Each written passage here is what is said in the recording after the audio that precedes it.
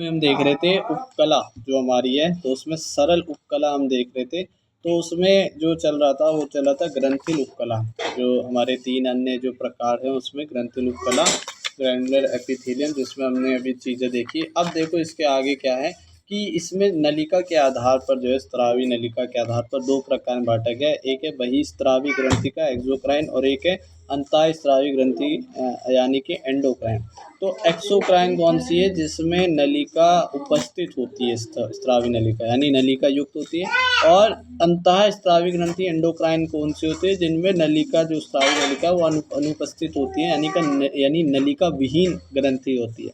अब कौन सी होती है एक्सोक्राइन? जैसे एग्जाम्पल है लार ग्रंथि, दुग्ध ग्रंथि, श्वेत ग्रंथि, कर्णमोम ग्रंथि या तेल ग्रंथि, अश्रु ग्रंथि, ये सारी कौन सी हमारी एंडोक्राइन और एक्सोक्राइन है। और एंडोक्राइन में क्या होता है? जो हार्मोन्स होते हैं, यानी कि इसमें हार्मोन्स का स्रावण होगा। और ये हार्मोन कहाँ स्रावित होते हैं? वहीं पर जहाँ पर हमारी क्या होती है, ग्रंथि होती है। और फिर उसको जो है ले जाया जाता है रक्त से। तो ये कौन कौन से? जैसे कि पीयूष ग्रंथि होती है हमारी, थायराइड ग्रंथि, पिलियन ग्रंथि और थाइमस ग्रंथि, ये सारी जो होती है हमारी यानी क्या करती है, हार्मोन का स्रावण करती है, जो कि होती है हमारी एंडोक्राइन। अब मिश्रित ग्रंथि कौन सी होती है? जिसमें एंडो और एक्सोक्राइन दोनों तरह की ग्रंथि होती है। जैसे कि हमारी कौन सी, टेस्टिस, ओवरी और पेंक्रियाज, ये 3 जो हैं ग्रंथियाँ, ये दोनों प्रकार की होती है, एक्सोक्राइन भी होती है, एंडोक्राइन भी। अब छठा लास्ट है हमारा सरल उपकला का हमारा प्रकार, कूट स्तरित सरल उपकला। अब कूट यानी फॉल्स और स्तरित यानी बहुस्तरित, जो बहुत सारे से स्तरित रहती है। जैसे अब मैंने बहुस्तरित यानी ये है क्या चीज़ है कि इसमें रूपांतरित स्तंभाकार उपकलाएँ होती हैं, है ना, जो 2 प्रकार की सेल बनाती है। जैसे आकृति में हम देख सकते हैं, दोनों हमारी स्तंभाकार है, लेकिन ये क्या है कि ये एक दूसरे से छोटे बड़े हैं से, ठीक है ना। और जो लंबी सेल जो होती है उसका केंद्रक आधारीय भाग में ही रहता है, लेकिन जो छोटी सेल रहती हैं ना हमारी स्तंभाकार, वो हमारी कहाँ रहता है? मध्य भाग में केंद्रक उसका उपस्थित रहता है। यानी कि केंद्र की अलग अलग स्थिति के कारण ये द्विस्तरीय दिखाई देती है, परंतु ये एक परतीय उपकला ही है ना। जिसे हम इसीलिए तो सरल उपकला में रखा है। जैसे कि एग्जाम्पल है श्वास नली। अब हमारी आती है संयुक्त उपकला ऊतक, जो उसका दूसरा प्रकार है हमारा उपकला ऊतक का। तो इसमें क्या होगा, यानी कंपाउंड एपिथेलियम, यानी बहुत सी कोशिकाएं होंगी, एक से अधिक परतें होंगी, जो कि हमारी क्या बना रही है, संयोजी उपकला ऊतक बना रही होंगी। अब इसके स्रावण और अवशोषण की सीमित भूमिका होती है, यानी ये स्रावण भूमिका जो अवशोषण जो है वो कम करती है, ये चीज़ में काम नहीं करती। क्या काम करती है? ये रासायनिक और यांत्रिक प्रतिबलों से सुरक्षा प्रदान करती है, ठीक है ना। यानी ये क्या करती है, जो हमारी त्वचा है, जो हमारा शरीर है, उसको उसकी सुरक्षा प्रदान करती है, ठीक है ना। कहाँ कहाँ पर? जैसे एग्जांपल है ये होती है त्वचा की शुष्क सतह एपिडर्मिस पे होती है, मुख गुहा की आंतरिक नम सतह पर होती है, ग्रसनी फ्रेनिक्स में होती है, लार ग्रंथि की वाहिनी का आंतरिक स्तर में रहती है, लार ग्रंथि के आंतरिक स्तर जो है। अब और अग्नाशय वाहिनी का स्तर बनाती है, यानी जो भी स्तर बना रही होंगी जो, वो हमारी संयुक्त उपकला है, क्योंकि ये सुरक्षा प्रदान कराती है।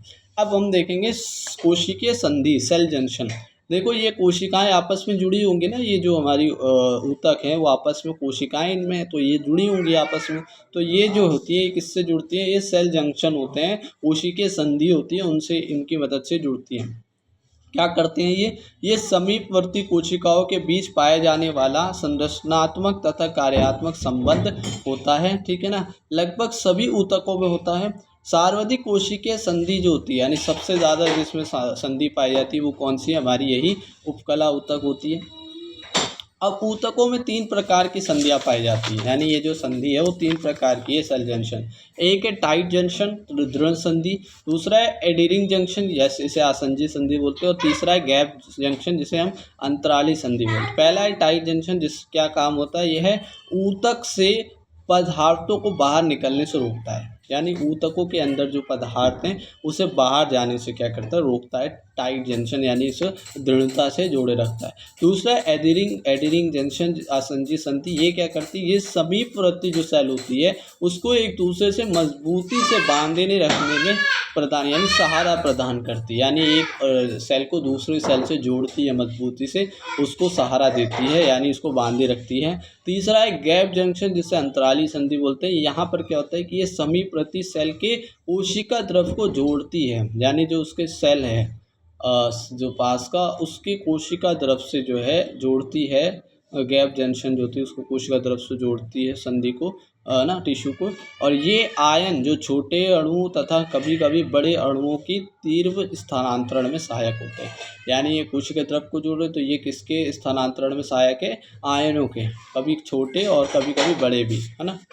अब यहाँ पर आते हैं कनेक्टिव टिश्यू, जो हमारा दूसरा संयोजी जो हमारा ऊतक है ना। 4 प्रकार के ऊतक होते हैं ना, तो उनमें से जो है अब दूसरे हम आगे कनेक्टिव टिश्यू संयोजी ऊतक, जिसका आधार होता है, यानी उपकला ऊतक का आधार है ना संयोजी ऊतक, तो उसी के बारे में देखेंगे। इसकी उत्पत्ति किससे होती है, मेसोडर्म से हो रही है। अब जटिल प्राणियों के शरीर में क्या होता है, बहुत आयात में पाए जाने वाले तथा सर्वाधिक फैले हुए ऊतक है। तो ये सबसे ज़्यादा जो पाए जाने वाले हैं जो प्राणी हैं, जटिल प्राणी हमारे जैसे कि हम लोग, उनमें सबसे ज़्यादा पाए जाने वाले ये ऊतक हैं। और ये फैले हुए रहते हैं, यानी यानी सबसे ज़्यादा पाए जाए तो यही हमारे शरीर में सबसे ज़्यादा फैले हुए होंगे। इनका कार्य क्या है कि ये शरीर के विभिन्न ऊतकों और अंगों को आपस में जोड़ने में सहायक है। जैसे कि उसके आधार पर मिल रहा है ना हमारा उपकला ऊतक के, तो यही कार्य है इसका, यानी कि जो विभिन्न ऊतक होते हैं, अंग होते हैं, उनको आपस में जोड़ते हैं उपकला संयोजी ऊतक, इसीलिए इनका नाम है कनेक्टिव टिश्यू। अब शरीर में पदार्थों के परिवहन में भी सहायक हैं। शरीर को सहारा आलंबन प्रदान करता है, यानी कि शरीर का जो हमारा सहारा देना है, जो कि जोड़ रहा है ना आपस में, तो ये एक तरह से मजबूती और किसके लिए, हमारा दृढ़ता के लिए भी जो है, यानी सहारे और आलंबन के लिए भी सहायक है। अब यहाँ पर देखो ये बना ऐसे होता है, जो संयोजी ऊतक है वो 3 चीज़ से बना है। एक तो मैट्रिक्स होगा उनमें, और एक बहुत सारी सेल्स होंगी उन ऊतक में, और एक क्या होंगे, तंतु होंगे, है ना। बहुत सारे कम भी हो सकते हैं, उसके आधार पर भी हम देखेंगे। तंतु और मैट्रिक्स के आधार पर हमने और भी उसमें वर्गीकृत किया 3 भागों में। तो पहले हम देखेंगे यहाँ पर तंतु जो है वो एक जो हमारी ऊतक है उनमें नहीं होता है, जैसे रक्त में जो है वो तंतु अनुपस्थित रहता है, ठीक है ना। ये इसका अपवाद है संयोजी ऊतक का, कि उसमें रक्त में जो है तंतु नहीं होते हैं, ठीक है ना। अब हम देखेंगे क्या कि ये इसकी संरचना किस तरह। देखो यहाँ पर हमने इसकी संरचना बनाई संयोजी ऊतक की, जिसमें सेल दिख रही है अलग अलग प्रकार की, मैट्रिक्स भरा पड़ा है, और कुछ जो है तंतु हमें दिख रहे हैं। एक तो हमने यहाँ पर कुछ नज़र आ रहे हैं तंतु कि वो सरल है, ठीक है ना, और एक है यहाँ पर बंडल के रूप में। तो ये जो तंतु हैं ये 2 प्रकार के होते हैं, यानी संरचनात्मक प्रोटीन होते हैं जो इसे बना रहे हैं तंतुओं को। एक तो कोलेजन होता है और एक इलास्टिन होता है, ठीक है ना। तो ये जो होते हैं ये इनका स्त्रावण कौन कर रहा है, इन कोलेजन इलास्टिन तंतुओं को कौन बना रहा है, वो बना रहा है हमारे कोशिकाएँ, तंत्रु कोशिका, है ना। कौन बना रहा है इनको, इसका नाम क्या था, तंतु कोरक कोशिका, ठीक है ना। कौन बना रहा है इनको, तंतु कोरक कोशिका, तो जिसे हम बोलते हैं फाइब्रोब्लास्ट। और इसका कार्य क्या होता है तंतुओं का, ये मजबूती प्रदान करते हैं और इलास्टिसिटी यानी प्रत्यास्थता, लचीलापन देते हैं, बस ये चीज़ इसका काम। अब सेल तो बहुत प्रकार के, जैसे अभी हमने देखा फाइब्रोब्लास्ट। मैट्रिक्स जो होता है, ये अधिकांश जो मैट्रिक्स है ये कौन बना रहा है, ये हमारा यही तंतु कोरक जो हमारा फाइब्रोब्लास्ट बनाता है। अब ये मैट्रिक्स जो है ये सेल तथा तंतुओं के बीच भरा होता है ना, जो हमें दिख रहा है। ये मैट्रिक्स कहाँ क्या है, ये रूपांतरित पॉलीसैकेराइड से बना होता है। अब ये रूपांतरित पॉलीसैकेराइड क्या है, ये जो पॉलीसैकेराइड है रूपांतरित, यानी ये म्यूकोपॉलीसैकेराइड जो बनाता है, क्या बना रहा है, हाइलुरोनिक। तो ये जो म्यूकोपॉलीसैकेराइड है जो हाइलुरोनिक बना रहा है अम्ल, उसी का जो है ये रूपांतरित पॉलीसैकेराइड से, यानी रूपांतरित पॉलीसैकेराइड से। अब हम देखेंगे तंतु जो है वो 2 प्रकार के उससे बना है, एक तो हमारा कोलेजन है और एक है इलास्टिन। तो कोलेजन जो है वो श्वेत तंतु होता है हमारा, ठीक है ना। इलास्टिन पीत तंतु होता है। तो कोलेजन जो होता है श्वेत तंतु, यानी कि वो श्वेत नज़र आता है ना। कोलेजन तंतु जो है श्वेत यानी सफ़ेद और चमकीला होता है, इससे हमने श्वेत तंतु बोला है। कोलेजन प्रोटीन से बना होगा, और ये कोलेजन प्रोटीन जो है जंतु जो जगत है हमारा जंतु है उनमें सर्वाधिक प्रोटीन होता है, पाया जाता है ना, जो होता है प्रोटीन। अशाकित तथा अप्रत्यास्थ होता है, ये शाकित नहीं यानी ये बंडल में होता है और ये इनमें प्रत्यास्थता नहीं रहती, इसलिए क्या होते हैं ये ऊतक को मजबूती देते हैं। इलास्टिन जो होता है पीत तंतु जो होता है ये पीले रंग का होगा, है ना, क्योंकि पीत तंतु इलास्टिन प्रोटीन से बना है। शाखित और प्रत्यास्थ तंतु होता है, यानी एकल रूप में होता है, शाखाएं होती है इनमें और इनमें प्रत्यास्थता होती है, लचीलापन होता है, यानी ये लचीलापन देता है, प्रत्यास्थता प्रदान करता है, ठीक है ना, इलास्टिन प्रोटीन ऊतक को। अब ये जो संयोजी ऊतक, अब इनके सेल देखें कौन कौन से, इनमें फाइब्रोब्लास्ट तंतुकोरक जो हमने देखा था, ये क्या करते हैं, संयोजी ऊतक की सबसे बड़ी सेल होते हैं, ठीक है ना, यानी संयोजी ऊतक की सबसे बड़ी सेल जो है ये फाइब्रोब्लास्ट है। दूसरी होती है मास्ट सेल होता है, नहीं बृहद भक्षाणु होता है, दूसरी सबसे बड़ी जो सेल होती है, और ये सर्वाधिक संख्या में पाई जाती है। और इसका कार्य क्या है, इसका कार्य तंतुओं का निर्माण करना और अधिकांश मैट्रिक्स से स्त्रावण करना। अधिकांश मैट्रिक्स जो हमने पहले भी देखा मैट्रिक्स बना ली अधिकांश, और हमारे तंतुओं का निर्माण करें। अब प्लाज्मा सेल होती है, इनमें प्लाज्मा सेल एंटीबॉडी का निर्माण करेगी, ठीक है ना। अब तीसरी वसा सेल जो कि क्या करेगी, वसा को संग्रहण करेगी। अब चौथी है बृहद भक्षक सेल मैक्रोफेज जो कि संयोजी ऊतक की दूसरी बड़ी सेल होती है, जो कि मैंने बताया दूसरी सर्वाधिक पाई जाने वाली भी सेल हो। और कार्य इसका क्या है कि ये शरीर में मृत सेल बैक्टीरिया वायरस आदि को भक्षण करके नष्ट करते हैं। पांचवा मास्ट सेल जो है वो क्या करते हैं, उनमें देखो कार्य है कि थोड़े से मैट्रिक्स का स्त्रावण करते हैं, हिस्टामिन स्त्रावण करते हैं, जो कि हिस्टामिन वाहिनी का जो करता है क्या करता है, प्रसारक करता है। सेरोटोनिन स्रावित करते हैं जो वाहिनी संपीड़क होते हैं, और हेपेरिन जो होते हैं हमारे स्रावण करते हैं जो प्राकृतिक रूपक प्रतिस्कंदन होते हैं। अब है हमारा संयोजी ऊतक के प्रकार। तो मैट्रिक्स और तंतुओं के आधार पर मैंने बताया था कि इन्हें 3 प्रकार में बांटेंगे। एक है ढीली संयोजी ऊतक जिसे हम लूज कनेक्टिव टिश्यू बोलते हैं, दूसरा है सघन यानी डेंस कनेक्टिव टिश्यू, तीसरा है हमारा विशिष्ट स्पेशलाइज्ड कनेक्टिव टिश्यू। तो ये 3 प्रकार हमने बांटा किसके, मैट्रिक्स और तंतुओं के आधार पर, ठीक है ना। अब ढीली संयोजी ऊतक के भी 2 प्रकार हैं, एक है हमारा एरियोलर ऊतक और दूसरा है हमारा वसा संयोजी ऊतक जिसे एडिपोज टिश्यू बोलते हैं।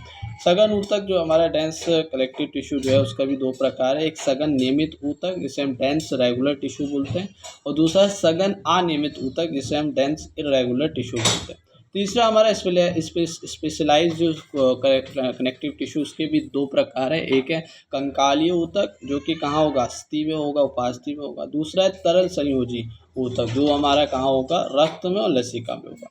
तो पहला हम देखते हैं लूज कनेक्टिव टिश्यू जिसे हमने बोला है ढीली संयोजी ऊतक, जो कि क्या होता है इसमें मैट्रिक्स की जो मात्रा है वो अधिक होती है। मैट्रिक्स जो होता है जो किस रूप में होता है ये भी याद रखना, अर्ध तरलीय रूप में होता है, यानी तरल के अर्ध तरलीय रूप में, शहद की तरह। अब तंतु की मात्रा जो होती है इनमें कम होती है, ठीक है ना। तो तंतु की मात्रा कम है, मैट्रिक्स की मात्रा अधिक है, और ये क्या होते हैं एक दूसरे से दूर दूर भी होते हैं। तो इसीलिए जो होती है कि तंतु और कोशिकाएं जो होती है एक दूसरे से ढीली बंधी होती है। क्या होता है इनमें, तंतु और कोशिकाएं एक दूसरे से ढीली बंधी होती है क्योंकि मैट्रिक्स ज़्यादा उसमें भरा रहता है और तंतु आपस में दूर दूर होते हैं। अब इसका जो पहला जो प्रकार है वो एरियोलर ऊतक। तो एरियोलर ऊतक जो है उसमें क्या होता है, सर्वाधिक मैट्रिक्स पाया जाएगा, शरीर में विस्तृत रूप से फैला हुआ ऊतक होता है। यही जो हमारा है एरियोलर ऊतक वो शरीर में सबसे ज़्यादा जो है पाया जाता है, यानी विस्तृत रूप से पाया जाता है, यानी जो हमारी स्किन के नीचे जो ऊतक होता है वही एरियोलर होता है। और हम ये कह सकते हैं कि जो हमारा उपकला ऊतक है वो इसी के ऊपर होता है, एरियोलर संयोजी ऊतक के ऊपर। अब ये उपकला ऊतक को देखो यहाँ लिखा आधारीय ढांचा प्रदान करता है। अब इसकी हमने जो है आकृति बनाई है जिसमें अलग अलग प्रकार की कोशिकाएं दिख रही हैं और इसमें मैट्रिक्स जो है अधिकांश भरा हुआ है और इसमें जो हमारे तंतु हैं वो कम हैं, ठीक है ना।